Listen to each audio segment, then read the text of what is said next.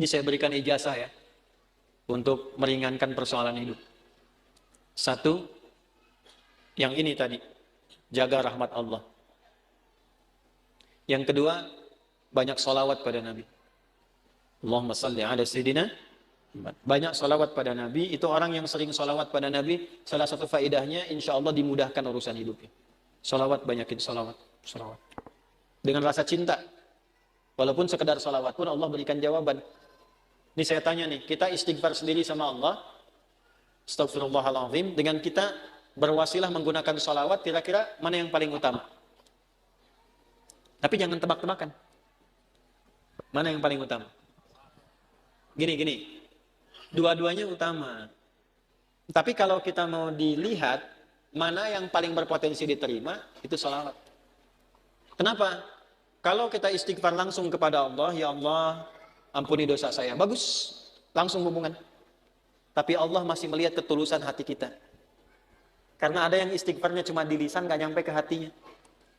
Contohnya habis sholat tuh, banyak yang saya perhatikan seringkali istighfarnya di lisan aja. Astagfirullah, astagfirullah, melihat handphone, astagfirullah. Update status sambil astagfirullah itu. Sambil kirim WA. Itu cuma di lisan, belum tentu diterima. Tapi kalau Anda bersolawat pada Nabi, atas dasar cinta Allah kepada Nabi, walaupun Anda belum tulus solawatnya baru keluar dari lisan, Allahumma sholli ala Sayyidina Muhammad, tapi karena kalimat itu keluar menggunakan nama Nabi, dan dengan cinta Allah kepada Nabi, dapat Anda 10 kebaikan.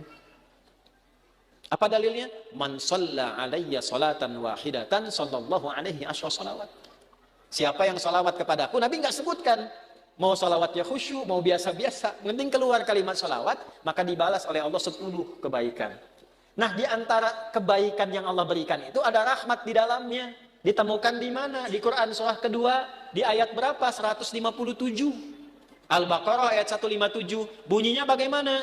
Ulaika alaihim salawatun min rabbihim wa rahmah wa ulaika humul muhtadun.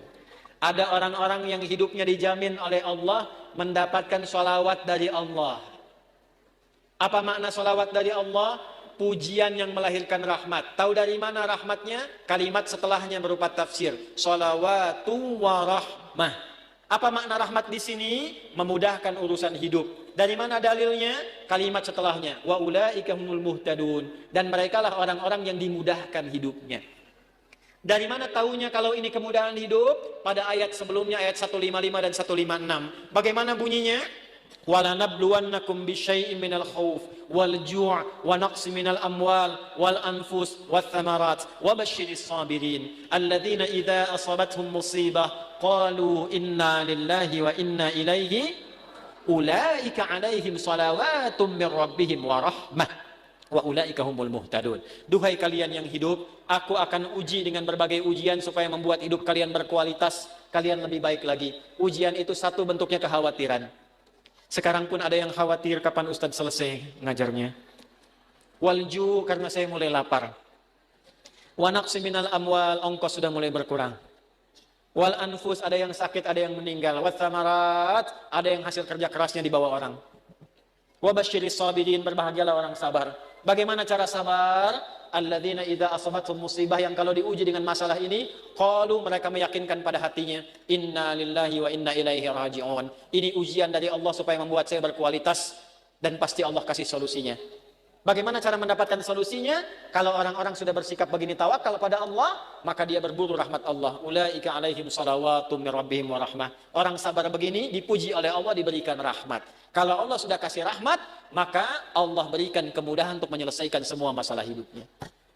Maka orang-orang yang mempraktekkan hadis ini, ar-rahimuna, orang-orang yang berkasih sayang, mempraktekkan hidup dengan rahmat, langsung otomatis dijaga oleh Allah dengan rahmatnya ini, supaya dimudahkan semua urusan hidupnya. Semakin kuat prakteknya, semakin mudah hidupnya. Saya berani berkata begini karena saya mencoba, benar enggak ini kan, dengan keyakinan tuh. Benar enggak tuh untuk menenangkan hati, bukan meragukan itu. Seperti kata-kata Nabi Ibrahim, ya, di Al-Baqarah ayat 260. Wa idh qala Ibrahimu rabbi arini kaifa tuhil mauta qala awalam tu'min qala bala walakin liyatma'inna qalbi. Ya Allah, tunjukkan padaku bagaimana cara engkau menghidupkan yang mati. Kata Allah, kamu belum yakin. Kata Nabi Ibrahim, saya yakin ya Allah, supaya hati saya tenang saja. Saya lihat orang-orang dulu, kok betapa mudah hidupnya. Kita praktekkan satu-satu. Melihat orang dengan kasih sayang. Mencoba untuk memaafkan, mencoba untuk berlapang dada. Menempatkan pada tempatnya. Latihan aja, baru latihan itu dimudahkan, Pak. Baru latihan. Masih sedikit. Ini tidak beli.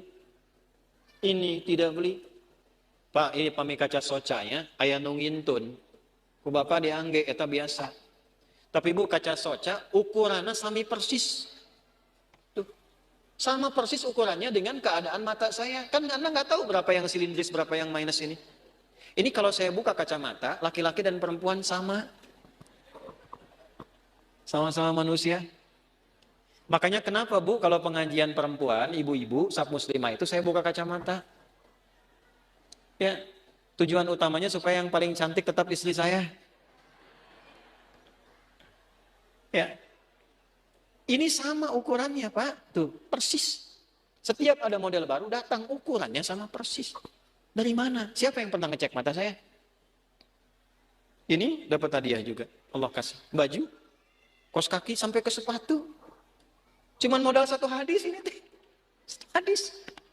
Cuman modalnya yakin punya Allah. Nah, eta teh modal yang paling utama tuh punya Allah. Gitu. Sekarang kita kekurangan itu. Sekarang banyak orang kekurangan itu. Jadi rasanya kurang merasa punya Allah. Coba tanamkan pada hati, saya punya Allah. Maka Anda tidak akan takut kehilangan jabatan, kalaupun harus jujur. Karena punya Allah. Qulillahumma malikal mulki tu'til mulka man wa tanzi'ul mulka mimman. Karena punya Allah jangan takut kehilangan harta kalau harus sedekah. Karena punya siapa? Allah.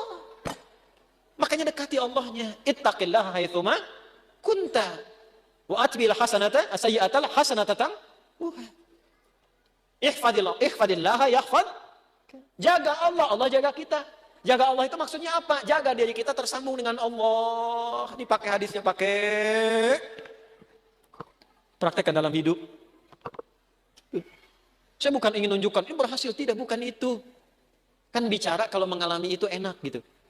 Menceritakan pengalaman ulama itu enak yang sudah terjadi.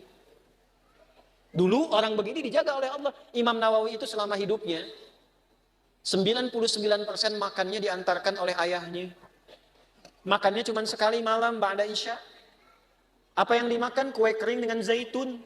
Minumnya sebelum subuh. Setiap hari sampai meninggal. Karena beliau meninggal duluan, bapaknya baru meninggal 7 tahun setelah Imam Nawawi meninggal. Saking bapaknya ingin jaga anaknya terhubung dengan Allah, makanannya dijaga.